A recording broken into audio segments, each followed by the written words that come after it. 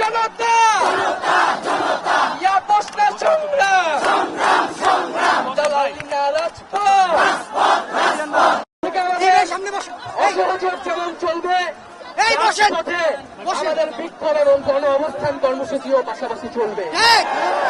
সকল জেলায় জেলায় পাড়ায় মহল্লায় আপনারা বিক্ষোভে নেমে আসুন এবং গণ অবস্থান তৈরি করুন এবং আমরা অতি শীঘ্রই মার্চ টু ঢাকা ঘোষণা করব। সারা বাংলাদেশের মানুষকে ঢাকায় আসার আহ্বান জানাবো এবং আমরা এখনো দেখেছি যে বিশ্ববিদ্যালয়গুলোর দালাল ভিসি প্রক্টর গুলো এখনো ক্যাম্পাস বন্ধ করে রেখেছে। আমরা 24 ঘন্টার আলটিমেটাম দিচ্ছি সকল পাবলিক বিশ্ববিদ্যালয় গুলার হল গুলা খুলে দিতে হবে। তোমরা একটু বসো না কেন? বসো, যদি 24 ঘন্টার মধ্যে খুলে দেওয়া হয় আমরা নিজ দায়িত্বে সবাই বসো। আজকে যারা বিভিন্ন প্রান্ত থেকে এসেছেন সবাই বসো। কলেজের স্কুল কলেজ মাদ্রাসা বিশ্ববিদ্যালয়ের শিক্ষার্থীরা এসেছেন তাদেরকে আন্তরিকভাবে ধন্যবাদ জানাচ্ছি। আমাদের এই আন্দোলন ততক্ষণ চলবে যতক্ষণ আমাদের এক দফা পূরণ না হয়। কোনো টান টান বুঝি না। আমরা মনে করি খুনি হাসিনার সরকার এবং এই ফ্যাসিবাদী শাসন ব্যবস্থা বাংলাদেশ থেকে তার পতন করতে হবে। তার জন্য একটা ঐক্যবদ্ধ বাংলাদেশ গড়ে তুলতে হবে। সকল দল মত ধর্ম নির্বিশেষে আমাদেরকে এই ঐক্যবদ্ধ জায়গায় আসতে হবে। এখানে যাতে কোনো ধরনের বিভক্তি করার সুযোগ সরকার না পায় সেই সুযোগ যাতে আমরা সরকারকে না দেই।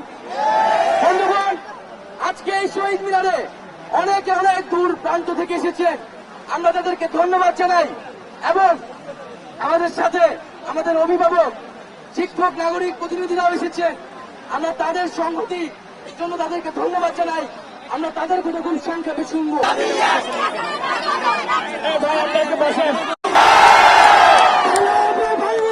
ঘোষণা দিয়ে চলে গিয়েছে গণমিছিলের সাথে পালানো শুরু হয়েছে। সুতরাং আমরা এই খুনি হাসিনা থেকে মুক্ত না হওয়া পর্যন্ত, তাদেরকে বিচারের আওতায় না আনা পর্যন্ত এই আন্দোলন চলবে। আমরা আমাদেরকে তাদেরকে শহীদ করেছে আমরা স্পষ্টভাবে ঘোষণা করতে চাই।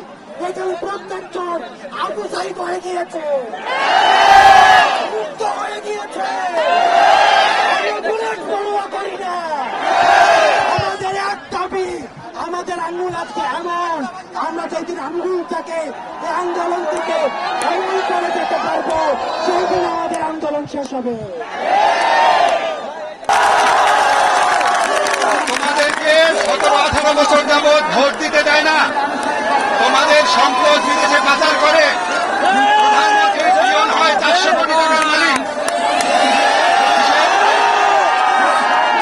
আইজি হয় 1000 কোটি টাকার মালিক, মানুষকে গুম করে। এত কিছুর পর তাদের রক্ত পিপাসা মিটে নাই। তারা আমাদের সন্তানদের হত্যা করেছে, শত শত সন্তানকে। এই শত শত সন্তানকে হত্যা করে, হাজার হাজার মানুষকে আহত করে, শিশুদের হত্যা করে, আমাদের ছাত্রদের বুকে গুলি চালিয়ে এখন বলে এখন আবার আন্দোলন কিসের? উনি বলেন উনি নাকি স্বজন হারানোর বেদনা বুঝেন। উনি কারো স্বজন হারানো